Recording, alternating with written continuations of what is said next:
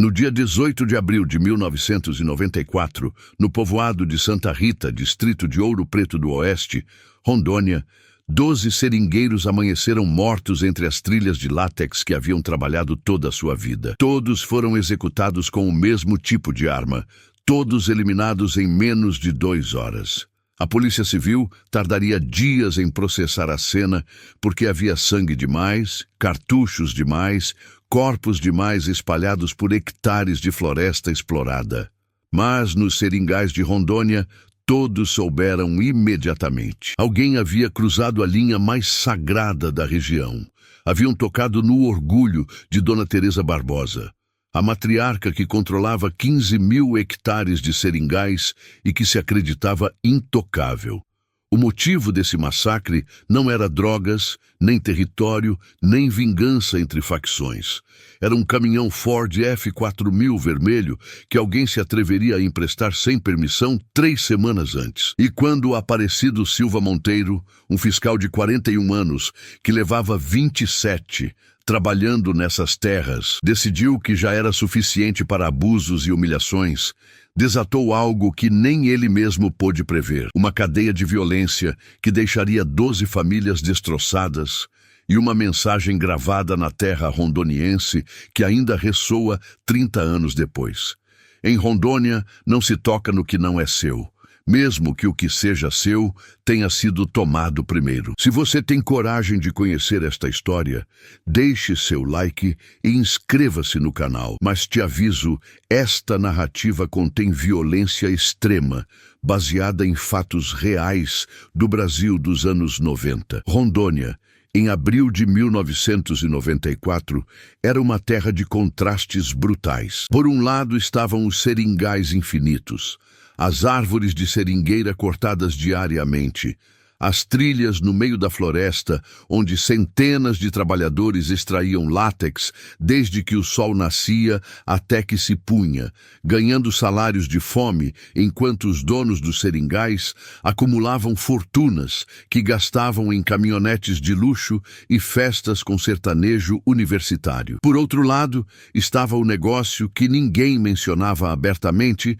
mas que todos conheciam: o desmatamento ilegal na Amazônia, a venda clandestina de madeira nobre, a grilagem de terras indígenas, a lavagem de dinheiro através de fazendas de gado. Em 1994, Rondônia já era sinônimo de violência agrária. A região estava se consolidando como uma das mais perigosas do Brasil para lideranças rurais e trabalhadores que ousassem questionar o sistema. Mas o Estado também era berço de outra coisa, de latifundiários que haviam controlado as terras e seus trabalhadores durante gerações, que operavam com códigos feudais onde o patrão era lei absoluta e os seringueiros não tinham mais direitos do que o patrão quisesse dar. Santa Rita era um povoado de 2.500 habitantes, localizado a 40 quilômetros ao sul de Ouro Preto do Oeste, rodeado completamente por seringais e áreas de floresta desmatada. Não era cidade,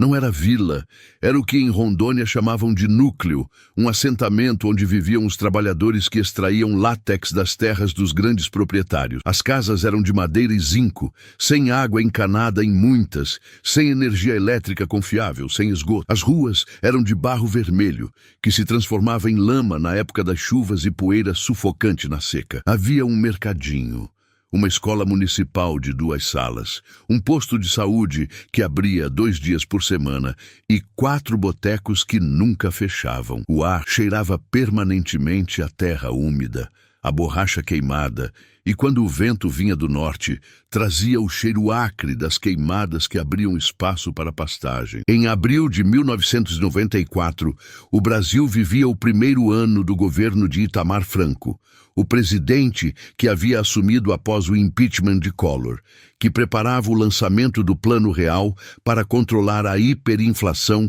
que destruía o poder de compra dos brasileiros. Mas em Santa Rita, ninguém viu essas mudanças. O único que viram foi como os preços dos produtos básicos subiam enquanto seus salários permaneciam congelados. Como os latifundiários ficavam mais ricos enquanto eles continuavam igualmente pobres.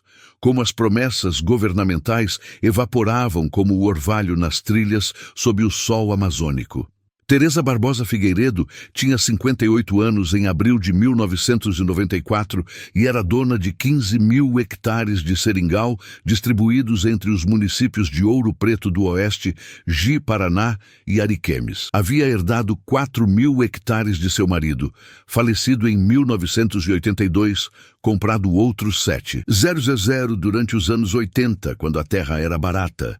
E adquirido os últimos 4.000 de formas que ninguém se atrevia a perguntar, mas que todo mundo suspeitava, envolviam pressão, ameaças e, em alguns casos, desaparecimentos convenientes de poceiros que se recusavam a sair. Dona Teresa, como todos a chamavam, era o tipo de latifundiária que o Brasil estava tentando deixar para trás, mas que em Rondônia ainda era comum. Controlava não apenas as terras, mas também as pessoas que as trabalhavam. Decidia quanto pagava, quando pagava, em que condições trabalhavam seus seringueiros. Se alguém reclamava, era demitido. Se alguém tentava se organizar para exigir melhores condições, era ameaçado. Se alguém lhe roubava, era eliminado. Dona Teresa vivia em uma fazenda enorme, nas proximidades de Ji-Paraná. Uma propriedade de alvenaria com piscina, estábulos com cavalos manga larga e uma coleção de veículos que incluía 2 caminhonetes Toyota Hilux, um Chevrolet Opala e o orgulho de sua propriedade, um caminhão Ford F4000 vermelho, ano 1993, com tração nas 4 rodas, carroceria reforçada e capota marítima. Esse caminhão havia custado R$45.000, recém-lançados em julho de 1994, mas comprado ainda em cruzeiros reais no início do ano. Dona Teresa usava 3 vezes por ano para fiscalizar seus seringais, mais como símbolo de status do que como ferramenta de trabalho real. O resto do tempo o mantinha guardado em uma garagem trancada, limpo, encerado, cuidado como se fosse um carro de coleção. O dia 28 de março de 1994, 3 semanas antes do massacre, alguém pegou esse caminhão emprestado sem autorização. Dona Teresa se deu conta no dia seguinte, quando foi fiscalizar uma extração e notou que o portão da garagem estava aberto. A chave havia desaparecido do chaveiro que ficava em sua casa. O caminhão não estava mais lá. Não havia testemunhas, não havia pegadas úteis. Apenas o espaço vazio onde deveria estar o veículo mais caro que Dona Teresa possuía. A reação de Dona Teresa foi imediata e brutal. Chamou seus 4 fiscais, os homens que supervisionavam o trabalho em suas diferentes propriedades, e lhes deu uma ordem simples: encontrar o caminhão em 1 semana ou demitir todos os seringueiros de suas respectivas seções. 550 homens trabalhavam para Dona Teresa entre todos seus seringais. Os fiscais entenderam que não era ameaça vazia. Se não encontrassem o caminhão, 550 famílias ficariam sem renda. Aparecido Silva Monteiro tinha 41 anos em abril de 1994. Era fiscal, um posto intermediário entre seringueiro comum e gerente.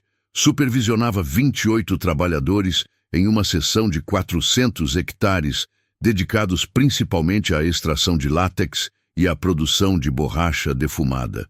Aparecido havia começado a trabalhar nessas terras aos 14 anos, quando seu pai morreu de malária no meio da floresta e ele teve que deixar a escola para sustentar suas 5 irmãs menores. Durante 27 anos havia feito cada trabalho imaginável no seringal: cortar seringueira, defumar borracha, carregar fardos que pesavam mais do que seu próprio corpo, consertar trilhas destruídas pelas chuvas. Havia ascendido a fiscal aos 34 anos porque era responsável, porque conhecia o trabalho melhor que ninguém, porque os seringueiros o respeitavam de maneiras que nunca respeitariam os gerentes que Dona Teresa impunha de cima. Aparecido era casado com Cleusa Rodrigues havia 21 anos. Haviam se conhecido numa festa junina quando ambos tinham 19 anos. Cleusa era filha de outro seringueiro.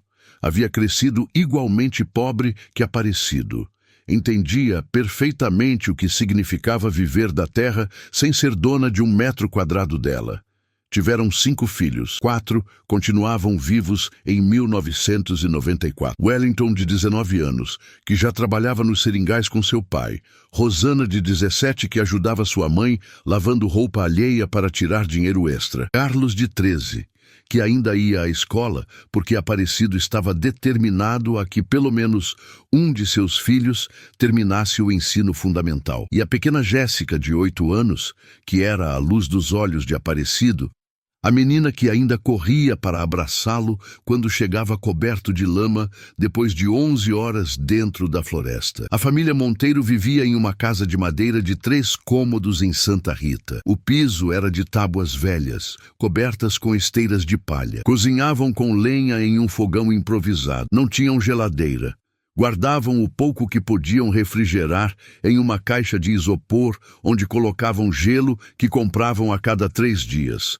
Também não tinham televisão, embora os vizinhos tivessem, e às vezes deixavam as crianças irem assistir aos desenhos. A casa não tinha banheiro interno. Usavam uma fossa nos fundos do quintal. Tomavam banho com água de tambor que esquentava ao sol durante o dia. Ganhavam R$ 280 por mês, entre o que Aparecido tirava como fiscal e o que Wellington ganhava como seringueiro. Disso, R$ 140 iam em comida, 60 em transporte para os que trabalhavam, 40 em remédios porque alguém sempre estava doente de algo e o resto em gastos básicos de sobrevivência. Não havia economia, não havia luxos, não havia margem para emergências. Os 28 seringueiros que Aparecido supervisionava eram todos de Santa Rita ou de núcleos vizinhos. Conhecia todos pelos nomes, conhecia suas famílias, sabia quem tinha esposa doente, quem tinha filhos na escola, quem devia dinheiro ao agiota local.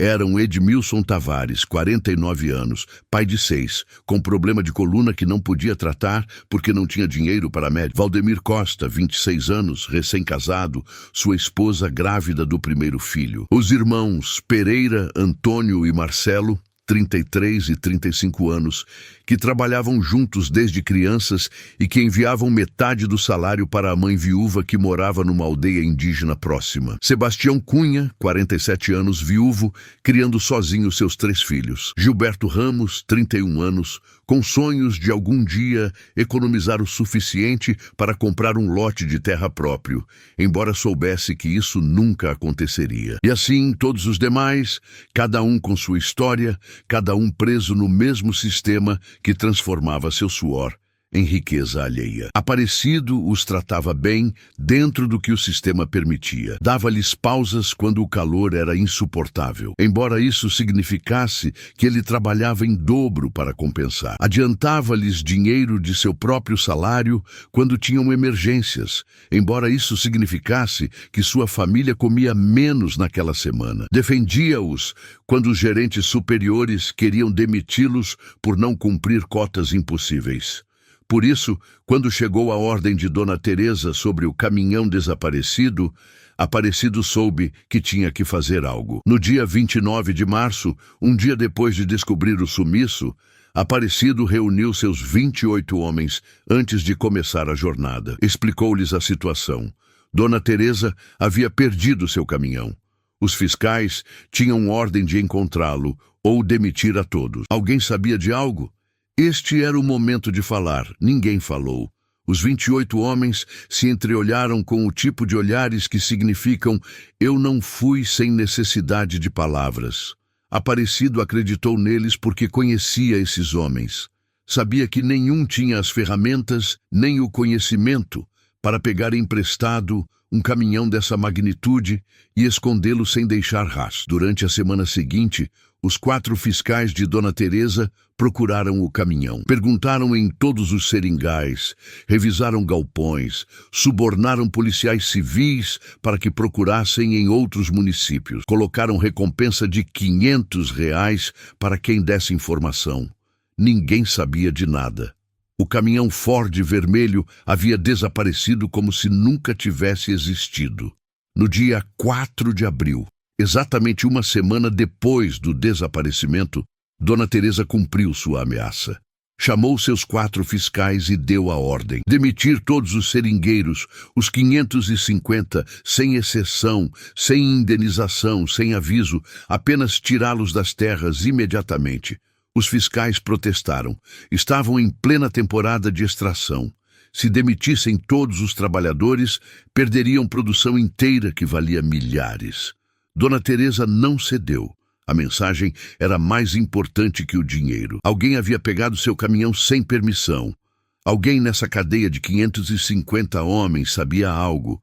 E se ninguém falava, todos pagariam. No dia 5 de abril, começaram as demissões.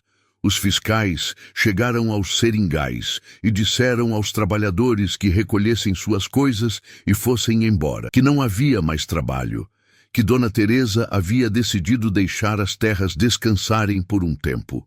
Ninguém acreditou na mentira, mas ninguém podia fazer nada. Em Rondônia, em 1994, não havia sindicatos de seringueiros. Não havia leis que os protegessem realmente. Não havia onde apelar. Se o patrão te mandava embora, você ia. Aparecido Silva recebeu a ordem de demitir seus 28 homens no dia 6 de abril, às 5 da manhã. O gerente superior, um homem chamado Osvaldo Martins, que havia trabalhado para Dona Teresa durante 18 anos, chegou em sua caminhonete e deu a notícia sem rodeios. Todos fora hoje mesmo.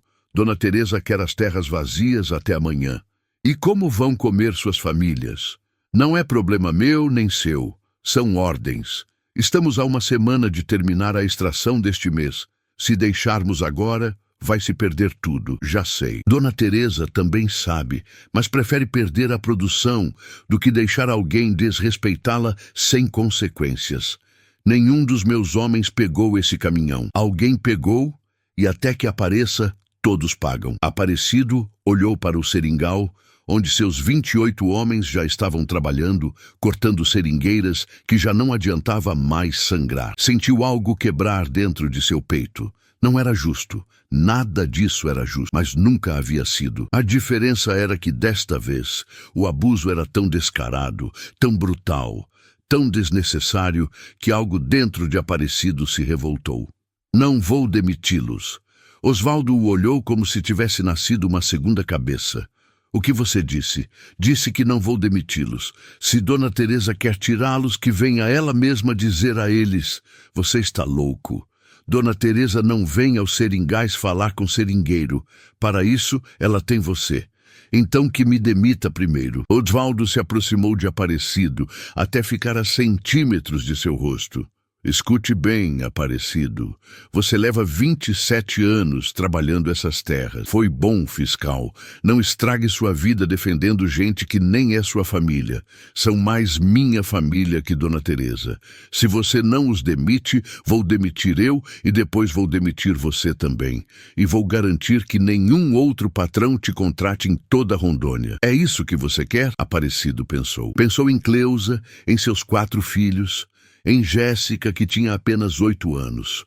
Pensou nos 19 anos que faltavam para se aposentar pelo INSS, se é que Dona Teresa algum dia o havia registrado de verdade. Pensou que aos 41 anos já era velho para o seringal, que suas costas estavam destruídas, que seus joelhos estalavam toda manhã, que encontrar outro trabalho seria quase impossível. Mas também pensou em Edmilson, com seu problema de coluna, em Valdemir, com sua esposa grávida, nos irmãos Pereira, enviando dinheiro para a mãe, em Sebastião, criando sozinho 3 filhos, em todos esses homens que durante anos haviam trabalhado sob o sol amazônico para enriquecer Dona Teresa, enquanto suas próprias famílias mal sobreviviam. Faça você, disse Aparecido.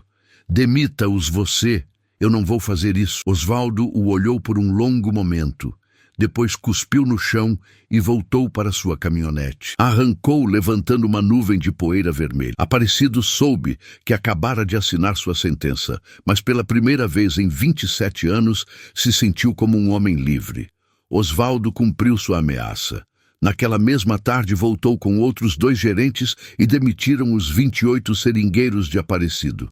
Disseram-lhes que recolhessem suas ferramentas e fossem embora, que viessem na sexta-feira receber o que lhes deviam da semana. Os homens olharam para Aparecido buscando explicação. Aparecido lhes disse a verdade. Dona Teresa estava castigando-os por um empréstimo que nenhum havia feito. Não havia o que fazer. O sistema era assim, os patrões mandavam, os seringueiros obedeciam. Mas naquela noite, quando Aparecido chegou em casa e encontrou Cleusa chorando, porque já havia sabido das demissões pelos vizinhos, quando viu Wellington de cabeça baixa sabendo que havia perdido seu trabalho também, quando Jéssica lhe perguntou se ele já não poderia comprar o tênis novo que ela precisava para a escola, algo dentro de Aparecido mudou definitivamente. Sentou-se no quintal de sua casa, fumando um cigarro Hollywood que não podia pagar, mas que necessitava, olhando as estrelas sobre Rondônia, e tomou uma decisão. Se iam tratá-los como criminosos, mesmo não tendo feito nada, então alguém tinha que fazer justiça, e se o sistema não ia fazê-la, ele faria. Durante os 3 dias seguintes, Aparecido fez algo que nunca havia feito em sua vida. Organizou os seringueiros não para pedir trabalho de volta, não para negociar melhores condições, para algo muito mais radical: recuperar o caminhão de Dona Teresa e devolvê-lo publicamente, demonstrando que eles não eram ladrões. E se no processo encontrassem quem realmente o havia pegado emprestado, melhor. No dia 9 de abril, reuniu em segredo seus 28 ex-companheiros em um galpão abandonado nos arredores de Santa Rita. Explicou-lhe seu plano. Iam procurar o caminhão, iam usar seus contatos, seus conhecimentos da região, sua rede de familiares e amigos que trabalhavam em outros seringais. Alguém sabia onde estava esse caminhão. Veículos desse tamanho não desaparecem sem deixar rastro. A maioria pensou que era loucura. O que iam ganhar com isso? Dona Teresa não lhes devolveria seus trabalhos mesmo que encontrassem o caminhão. Havia demitido por princípio, não por lógica, mas Aparecido argumentou algo que ressoou com todos. Tratava-se de dignidade. Dona Teresa os havia acusado implicitamente de serem ladrões. Se encontrassem o caminhão e o devolvessem, demonstrariam que ela estava errada. Talvez não devolvesse o trabalho, mas ao menos sairiam de cabeça erguida. 7 homens aceitaram ajudar: Edmilson, Valdemir, os irmãos Pereira, Sebastião, Gilberto e mais um, Ronaldo Farias, de 24 anos. 8 homens no total, contando Aparecido, 8 seringueiros desempregados, sem recursos, tentando resolver um crime que a Polícia Civil não havia conseguido resolver. Começaram perguntando discretamente. Aparecido tinha um primo que trabalhava num seringal perto de Ariquemes. O primo tinha um amigo que trabalhava em outro seringal perto de Jaru. Esse amigo conhecia alguém que havia escutado algo sobre um caminhão vermelho que havia aparecido nos arredores de Machadinho do Oeste. Seguiram essa pista. Viajaram em ônibus de linha, em caronas, alguns até caminhando quando não havia transporte. Chegaram a Machadinho do Oeste 2 dias depois, no dia 11 de abril. Machadinho do Oeste era e continua sendo conhecida como região de conflitos agrários e violência rural. Era território perigoso, onde fazer perguntas erradas às pessoas erradas podia custar a vida. Mas os 8 seringueiros não tinham nada a perder. Perguntaram em botecos, em mercadinhos, em seringais. Alguém lhes disse que efetivamente havia chegado um caminhão vermelho a uma propriedade nos arredores, de um homem chamado Valdir Cardoso. Aparecido conhecia esse nome. Valdir Cardoso era um atravessador que operava em vários municípios. Comprava borracha a preços baixíssimos de seringueiros desesperados. Se alguém precisava de dinheiro urgente, ele emprestava a juros altíssimos. Se não pagava, tomava o pouco que a pessoa tinha. Aparecido mesmo havia pedido emprestado uma vez em sua vida e se arrependera. Cardoso era o tipo de homem que enriquecia do sofrimento alheio. No dia 12 de abril, Aparecido e seus 7 companheiros foram à propriedade de Valdir Cardoso. Era uma chácara pequena, umas 30 hectares, com uma casa modesta e vários galpões. Bateram no portão. Saiu um trabalhador que lhes perguntou o que queriam. Aparecido disse que vinham falar com seu Valdir sobre um assunto de um caminhão. O trabalhador os fez esperar do lado de fora. Valdir Cardoso saiu 15 minutos depois. Tinha 52 anos, barriga proeminente, chapéu de cowboy caro, botas de couro. Olhou-os com desdém. "O que vocês querem? Viemos pelo caminhão Ford que o senhor tem guardado", disse Aparecido. Cardoso riu. "Que caminhão? O que foi emprestado de Dona Teresa Barbosa?" "Sabemos que está aqui." O sorriso de Cardoso desapareceu. "Não sei do que estão falando. Caiam fora da minha propriedade. Só queremos devolvê-lo. Não queremos problemas. Se não forem embora em 10 segundos, vou dar problemas para vocês." Os irmãos Pereira deram um passo à frente. Antônio falou. "Seu Valdir, nós perdemos nossos trabalhos por causa desse caminhão. Nossas famílias estão passando fome. Só queremos devolvê-lo para limpar nosso nome.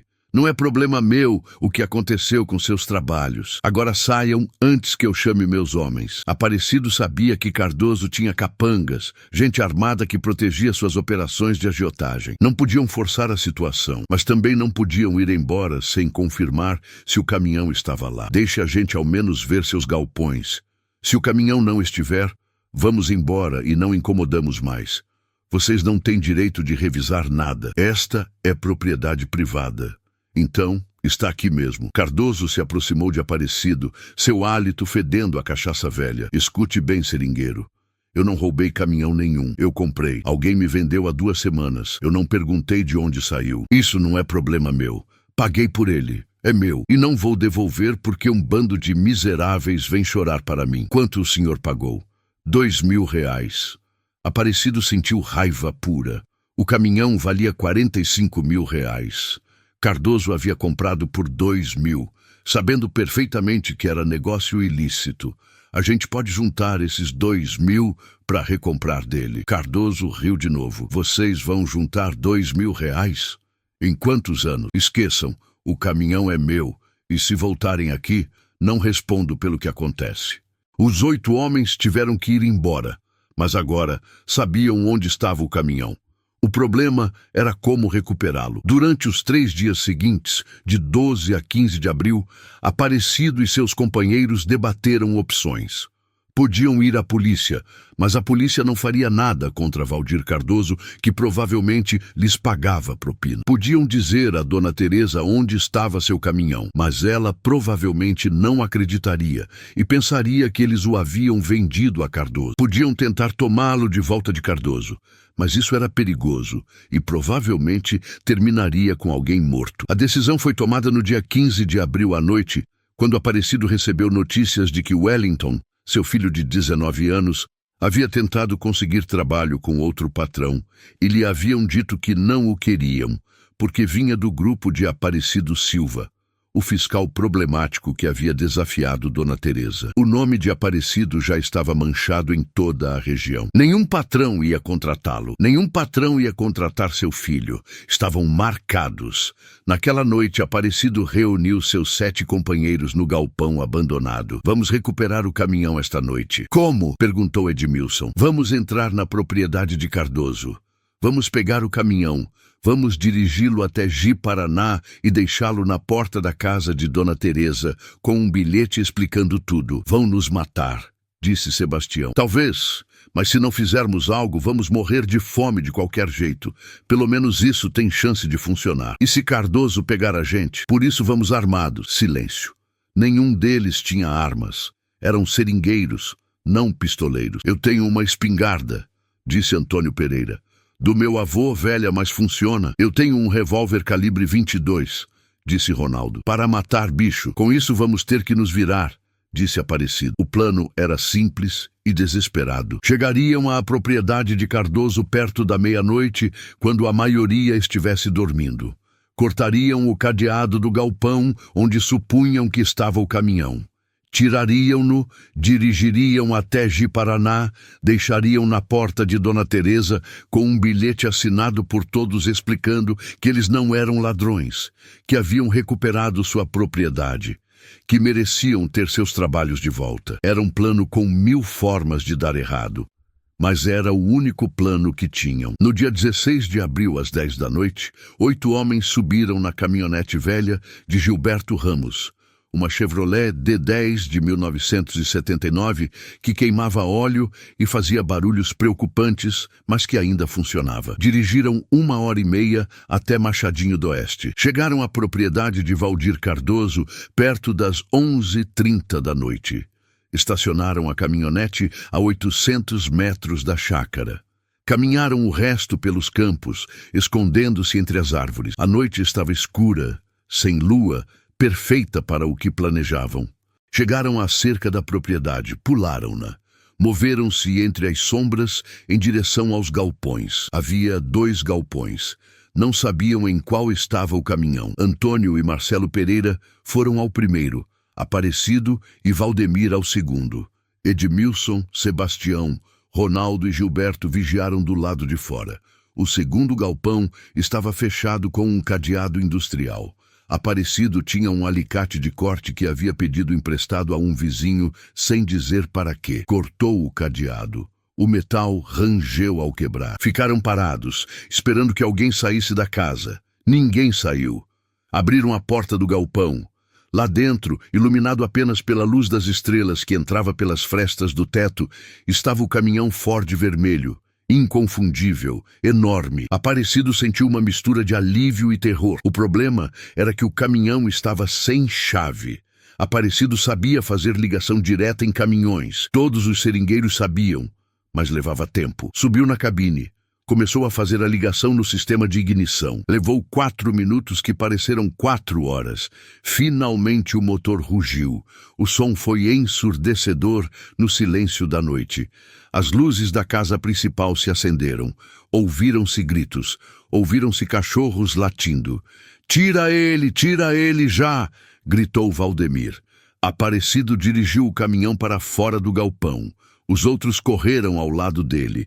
Da casa saíram homens com lanternas. Valdir Cardoso saiu gritando. Atrás dele vinham 2 homens mais, e um deles tinha uma espingarda. "Parem aí! Parem ou eu atiro!" Antônio Pereira levantou sua espingarda. "Não se aproximem, só viemos pelo que é nosso." O homem com a espingarda disparou. A bala acertou no metal do caminhão. Antônio disparou de volta.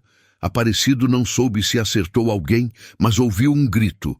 Depois tudo foi caos. Mais disparos. Os homens de Cardoso correndo, os seringueiros correndo, o caminhão avançando devagar porque caminhões não vão rápido.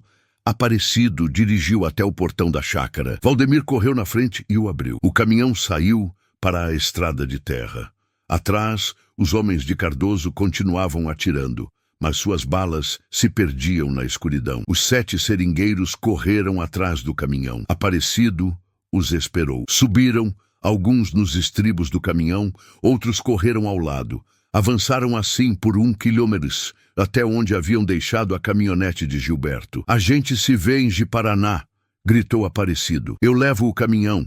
Vocês vão na caminhonete." Os 7 subiram na D10. Arrancaram levantando poeira. Aparecido ficou sozinho no caminhão, dirigindo devagar por estradas de terra em direção a Ji-Paraná, sabendo que havia cruzado um ponto sem retorno. Levou 3 horas para chegar aos arredores de Ji-Paraná. Eram 3 da manhã do dia 17 de abril. Aparecido estava exausto. Suas mãos tremiam. Não havia comido nem bebido água em horas, mas havia conseguido. Tinha o caminhão. Agora só faltava entregá-lo a Dona Teresa. Dirigiu até a fazenda da latifundiária. A propriedade ficava a 8 quilômetros do centro de Ji-Paraná, numa área rural, onde as casas tinham terrenos do tamanho de campos de futebol. Aparecido nunca havia estado lá, mas sabia o endereço, porque todo mundo em Santa Rita sabia onde morava a patroa. Chegou às 3h30 da madrugada. Estacionou o caminhão bem em frente ao portão principal. Desceu. Tinha um bilhete que havia escrito na noite anterior, explicando tudo. Que eles não eram ladrões, que haviam encontrado o caminhão desviado, que o devolviam para limpar seu nome, que pediam que lhes devolvessem seus trabalhos porque precisavam alimentar suas famílias. Tocou a campainha do portão. Esperou. Tocou de novo. Finalmente, um vigia de segurança saiu. O que você quer? Vim devolver o caminhão de Dona Teresa. O vigia olhou para o Ford estacionado na rua. Seus olhos se arregalaram. De onde você tirou isso? A gente recuperou. Estava em Machadinho do Oeste. Tinha sido vendido para Valdir Cardoso, por quem pegou emprestado. Aqui está o bilhete explicando tudo. Aparecido deu o bilhete ao vigia. O vigia leu. Depois olhou para Aparecido. Espera aqui. O vigia entrou na propriedade. Aparecido esperou 25 minutos. O sol já estava começando a clarear. O cansaço pesava em cada osso, mas havia valido a pena. Haviam demonstrado que não eram ladrões. Dona Teresa teria que reconhecer seu erro. O vigia voltou. Não vinha sozinho. Vinham 5 homens com ele. Homens grandes, com rostos duros, com pistolas nas cinturas. Aparecido sentiu que algo estava errado. Dona Teresa quer falar com você, disse o vigia. Entraram na propriedade. Caminharam por um jardim perfeitamente cuidado até chegarem a uma varanda onde havia uma mesa de vidro. Dona Teresa estava sentada ali tomando café, lendo o jornal. Nem levantou os olhos quando o Aparecido chegou. Então você é o que pegou meu caminhão emprestado. Não, Dona Teresa, eu recuperei. Foi pegado por outra pessoa. Você invadiu uma propriedade privada de madrugada, pegou um caminhão que estava lá, atirou contra o dono dessa propriedade. Tem testemunhas, mas esse caminhão era da senhora. A gente estava devolvendo. Dona Teresa finalmente levantou os olhos. Seus olhos eram frios, sem um pingo de humanidade. Valdir Cardoso me ligou há 1 hora. Me disse que um grupo de seringueiros invadiu sua chácara e roubou um caminhão que ele havia comprado legitimamente. Me disse que atiraram contra ele e seus funcionários. Me disse que um dos homens dele está ferido no hospital. Aparecido sentiu o mundo desmoronar, mas ele comprou sabendo que era desviado. Ele sabia que era da senhora. Isso você não pode provar. A única coisa que você pode provar é que invadiu a propriedade dele sem permissão e roubou. A gente estava devolvendo para a senhora, sem minha permissão, sem me consultar. Eu não pedi para você fazer nada. Você decidiu por conta própria tomar a lei nas suas mãos. Isso se chama roubo. A senhora demitiu todos nós por algo que não fizemos. E você me provou que eu tinha razão. Você é um ladrão. Aparecido quis gritar, quis chorar, quis explicar que nada disso era justo, que Dona Teresa sabia perfeitamente o que estava acontecendo, que isso era uma armadilha, uma manipulação, um abuso a mais numa longa cadeia de abusos. Mas as palavras não saíram. Saiu apenas um som abafado, meio choro, meio riso de desespero. O que a senhora vai fazer comigo, Dona Teresa? Ela voltou ao seu jornal. Nada. Já fiz o que tinha que fazer.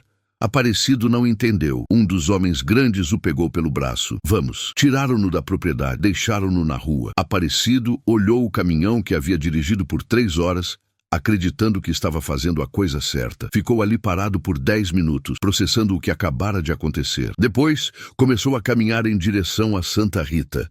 Eram 12 quilômetros, mas não tinha dinheiro para transporte. Caminhou sob o sol de Rondônia, que a cada minuto ficava mais inclemente, pensando no que ia dizer a Cleusa, a seus filhos, a seus 7 companheiros que haviam arriscado tudo com ele.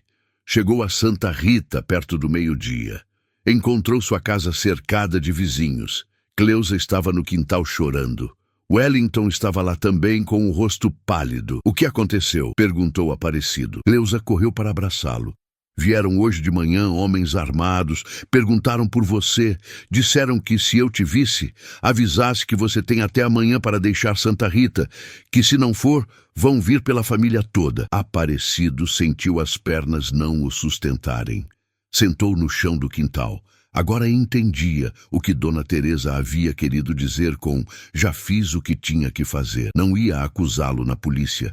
Não ia colocá-lo na cadeia, ia fazer algo pior. Ia usar sua influência, seus contatos, seus capangas para aterrorizar Aparecido e qualquer um que o havia ajudado. Ia destruí-lo sem sujar as mãos. Aparecido passou o resto do dia tentando contatar seus 7 companheiros. Encontrou Antônio e Marcelo Pereira em sua casa. Também haviam recebido ameaças. Também lhes haviam dito para ir embora. Encontrou Valdemir. A mesma história. Sebastião, Ronaldo, Gilberto. Todos haviam sido ameaçados. Todos tinham até o dia seguinte para abandonar Santa Rita. Só não conseguiu encontrar Edmilson.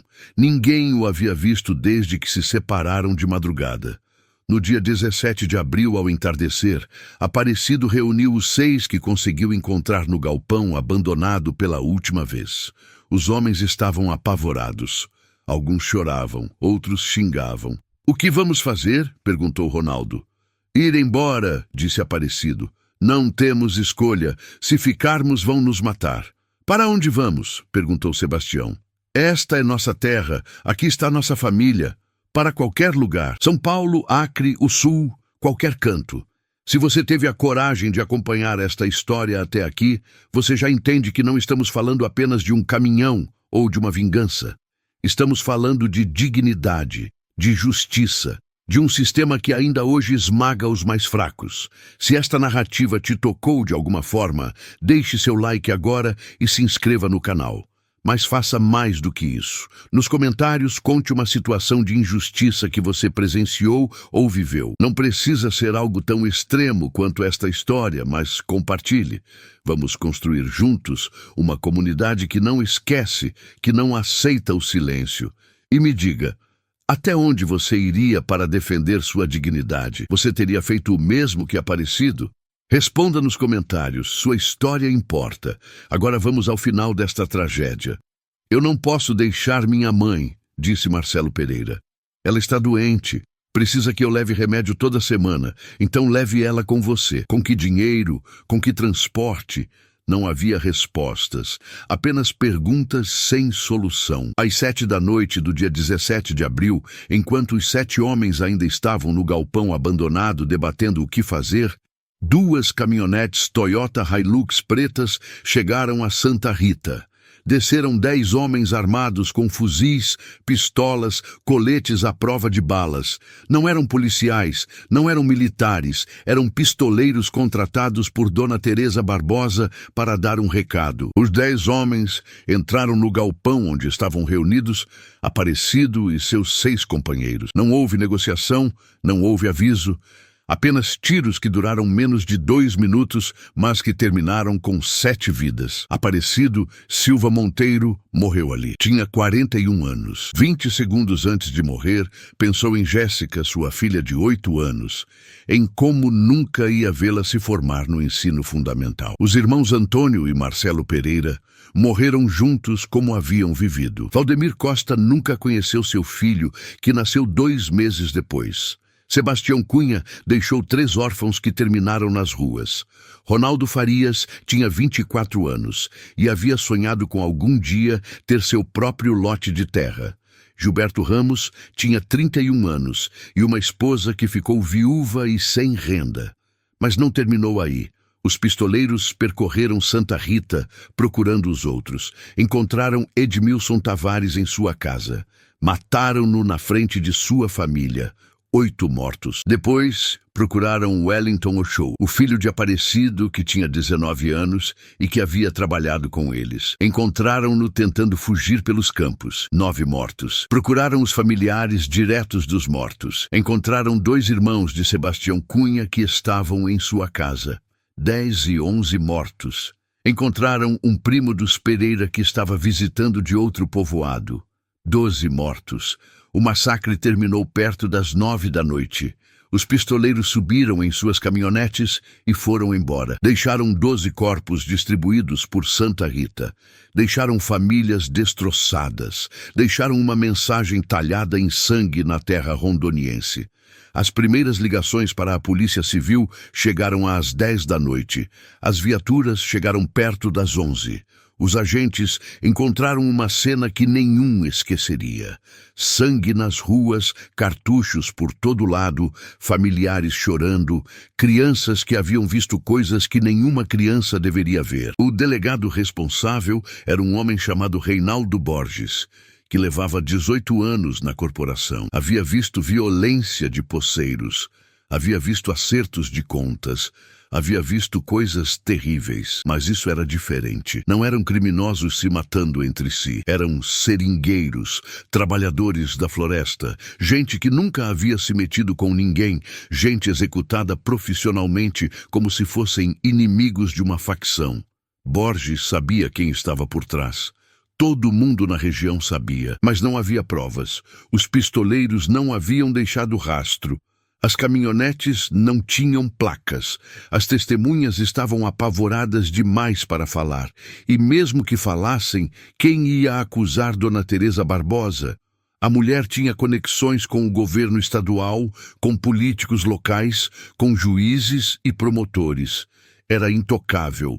A investigação oficial concluiu que havia sido um ataque de um grupo rival de seringueiros, uma disputa por área de trabalho. Ninguém acreditou nessa conclusão, mas ninguém disse nada publicamente. Os 12 corpos foram entregues às suas famílias. Os funerais se realizaram durante a semana seguinte. 800 pessoas compareceram, todos seringueiros. Todos sabendo que podiam ser os próximos se abrissem a boca. Enterraram Aparecido ao lado de Wellington, pai e filho na mesma cova. Cleusa chorou até não ter mais lágrimas. Jéssica não entendia por que seu pai não voltava para casa. Dona Teresa Barbosa recuperou seu caminhão Ford. Guardou-o em sua garagem com um cadeado novo. Nunca foi questionada pelas autoridades. Nunca deu explicações. Continuou operando seus 15 mil hectares como se nada tivesse acontecido. Morreu em 2009 de AVC aos 73 anos, cercada de sua família em sua fazenda de Ji-Paraná.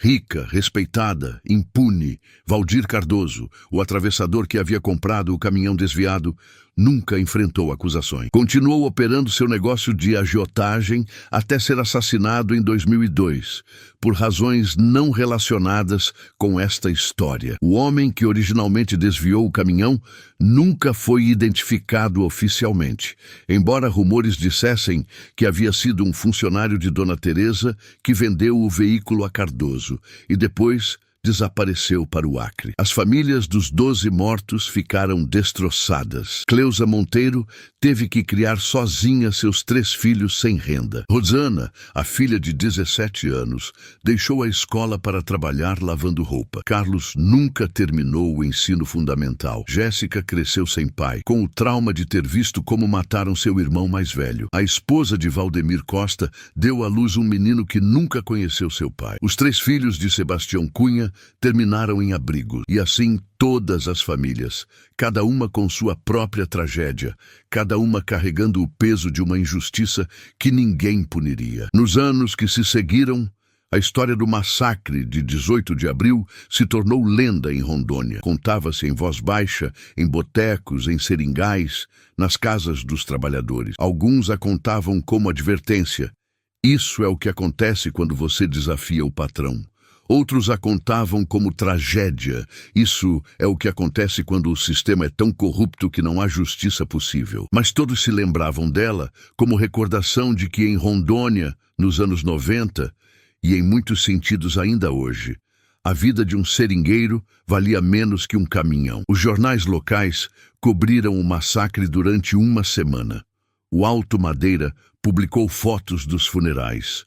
O Diário da Amazônia fez uma reportagem sobre as famílias afetadas, mas a história desapareceu rapidamente das primeiras páginas, substituída por outras violências, outros mortos, outras injustiças. O Brasil, em 1994, estava em plena transformação econômica com o Plano Real. Um massacre de seringueiros não era suficientemente importante para manter a atenção nacional, mas houve uma pessoa que não esqueceu. Rosana Monteiro, a filha de Aparecido, a menina de 17 anos que havia deixado a escola para ajudar a sustentar sua família. Durante os 30 anos seguintes, Rosana trabalhou em cada emprego imaginável, tentando sobreviver e criar seus irmãos menores. Aos 20, foi para Porto Velho procurando melhores oportunidades. Trabalhou em lojas, casou-se, teve 2 filhos, divorciou-se, continuou trabalhando. E todo ano, todo 18 de abril, voltava a Santa Rita para colocar flores no túmulo de seu pai e seu irmão. Em 2012, 18 anos depois do massacre, Rosana decidiu que era hora de contar a história completa. Contatou um jornalista da Folha de Rondônia, um jornal conhecido por investigar casos que outros veículos ignoravam. Deu-lhe toda a informação que tinha. Nomes, datas, testemunhos de pessoas que nunca haviam falado oficialmente. O jornalista, um homem chamado Eduardo Mendes, escreveu uma reportagem extensa sobre o massacre de 18 de abril. A reportagem foi publicada em 18 de abril de 2013, exatamente 19 anos depois dos fatos. Pela primeira vez, nomeava-se publicamente Dona Teresa Barbosa como a mandante. Detalhavam-se os eventos que levaram ao massacre. Davam-se nomes às vítimas, contavam-se suas histórias, humanizava-se o que antes era apenas uma estatística de violência rural. A reação foi mista. Alguns leitores se indignaram. Como era possível que algo assim tivesse acontecido sem consequências? Outros disseram que era óbvio que Rondônia funcionava assim, que os pobres sempre pagavam pelos caprichos dos ricos. E outros, especialmente os que tinham poder, ameaçaram o jornal com processos se não retratassem o artigo. O jornal não se retratou. Manteve a história e algo inesperado aconteceu. Outros sobreviventes começaram a falar. Familiares das outras vítimas que durante 19 anos haviam guardado silêncio por medo, começaram a compartilhar seus testemunhos. Vizinhos de Santa Rita, que haviam sido testemunhas, contaram o que viram. Até um ex-funcionário de Dona Teresa, já aposentado e vivendo em outro estado, confirmou que, efetivamente, a latifundiária havia ordenado o massacre, mas nada mudou legalmente. Dona Teresa já havia morrido em 2009. Não se pode processar um morto. Seus herdeiros negaram tudo. Disseram que era difamação, que a mãe deles era uma mulher honrada. O governo estadual não abriu nenhuma investigação nova. O caso continuava oficialmente encerrado como disputa entre seringueiros. Rosana Monteiro não desistiu. Em 2017, 23 anos após o massacre, apresentou uma ação civil contra a família Barbosa, exigindo compensação para as famílias das vítimas. A ação foi indeferida por falta de provas suficientes. Ela apelou. A apelação foi rejeitada. Tentou levar o caso à Comissão Interamericana de Direitos Humanos. Não prosperou. Em 2022, 28 anos depois, Rosana organizou um memorial em Santa Rita. Colocou 12 cruzes brancas no lugar onde havia estado o galpão abandonado, onde morreram seu pai e os outros. Cada cruz tinha o nome de uma vítima. Convidou jornalistas, ativistas, qualquer um que quisesse ouvir. Chegaram 25 pessoas. Não era muito, mas era algo. Em 2024, 30 anos após o massacre, Rosana Monteiro tem 47 anos. Continua morando em Porto Velho, continua trabalhando, agora como gerente de uma loja de calçados. Seus irmãos Carlos e Jéssica construíram suas vidas também. Ambos com famílias, ambos carregando o peso de uma tragédia que definiu suas infâncias. Nenhum voltou a viver em Rondônia. No dia 18 de abril de 2024, no 30º aniversário do massacre, Rosana voltou a Santa Rita uma última vez. As 12 cruzes que havia colocado 2 anos antes ainda estavam lá, embora algumas estivessem quebradas, outras caídas. Consertou-as, pintou-as de branco novamente, colocou flores frescas em cada uma. Ficou ali sentada do amanhecer ao entardecer. Sozinha, porque já ninguém mais vinha lembrar. Os vizinhos velhos que haviam conhecido as vítimas já estavam mortos ou haviam emigrado. Os jovens não sabiam a história ou não se importavam. Santa Rita havia mudado. Havia menos seringais, porque muitos latifundiários haviam vendido para fazendas de gado. Havia mais violência de outro tipo, violência do crime organizado disputando rotas, violência que fazia o massacre de 1994 parecer parte de uma era mais inocente, embora não fosse. Quando o sol começou a se pôr, Rosana se levantou, falou com as cruzes, com seu pai, com seu irmão, com todos os homens que morreram por ousarem desafiar um sistema injusto. Não esqueci de vocês, disse. Nunca vou esquecer. E mesmo que mais ninguém lembre, eu vou continuar contando a história de vocês. Porque vocês não eram criminosos, não eram bandidos, não eram pistoleiros. Eram trabalhadores honestos que só queriam alimentar suas famílias. E os mataram por um maldito caminhão. Foi embora. Dirigiu de volta para Porto Velho. Não voltou no ano seguinte.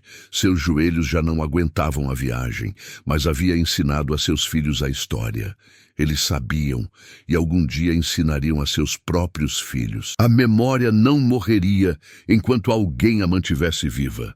A história do massacre de 18 de abril não tem heróis. Tem 12 trabalhadores que morreram por recuperar algo que nem era deles, mas que representava sua dignidade. Tem uma latifundiária que usou seu poder para assassinar sem consequências. Tem um sistema que permitiu que tudo acontecesse porque a vida dos pobres nunca importou tanto quanto a propriedade dos ricos. Aparecido era um criminoso? Tecnicamente sim. Invadiu uma propriedade privada e pegou algo sem permissão. Era um homem defendendo sua dignidade e a de seus companheiros? Também sim. A verdade incômoda é que ambas as coisas podem ser verdade num sistema tão corrupto que roubar algo já roubado se torna ato de justiça. Não há final feliz. Não há redenção. Só há 12 cruzes brancas num campo de Rondônia que a cada ano se deterioram um pouco mais.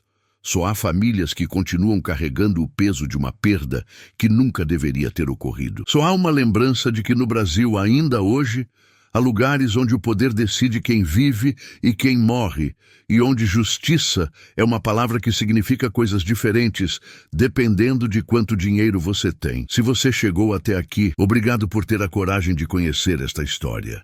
Não foi fácil contá-la, e sei que não foi fácil ouvi-la. Mas histórias como esta precisam ser contadas, precisam ser lembradas, porque quando esquecemos, permitimos que aconteçam de novo. Se esta narrativa mexeu com você, se te fez sentir algo, eu te peço, não apenas deixe seu like e se inscreva no canal. Faça parte desta comunidade de pessoas que não aceita o esquecimento. Nos comentários abaixo, compartilhe. Você conhece alguma história parecida na sua região? Já presenciou ou ouviu falar de injustiças que nunca foram punidas? Conte para nós. Vamos construir juntos um espaço onde essas vozes não sejam silenciadas. E me responda com sinceridade. Você acha que Aparecido fez certo? O que você teria feito no lugar dele? Sua opinião importa. Cada comentário, cada história compartilhada, cada pessoa que se recusa a esquecer é um ato de resistência contra o silêncio que protege os poderosos. Junte-se a nós. Inscreva-se, ative o sininho e vamos juntos manter viva a memória daqueles que o sistema tentou apagar. Porque 30 anos depois do massacre de 18 de abril, os seringueiros de Rondônia ainda trabalham sob o sol amazônico, ganhando salários de fome, sem direitos reais, sem proteção real. Os latifundiários continuam acumulando riqueza. O sistema continua sendo o mesmo, e de vez em quando alguém ousa desafiar esse sistema. Alguns sobrevivem, a maioria não, mas todos deixam uma lição. Dignidade não tem preço, e há coisas pelas quais vale a pena lutar, mesmo que o mundo nunca reconheça. Obrigado por estar aqui. Até o próximo vídeo.